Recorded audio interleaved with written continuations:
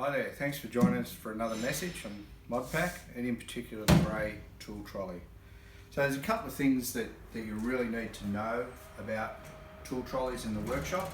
Now I've just moved this from the workbench over here, I've got it over here.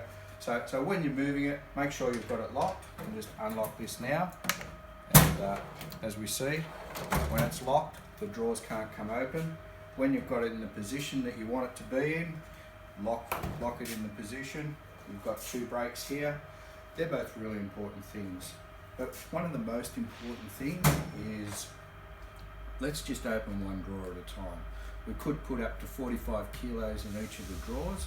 You open a couple of drawers, you've got 90 kilos, you've got over 90 kilos that could fall on you and cause a real serious injury. So please heed that, and happy workshopping with your new JBS trolley.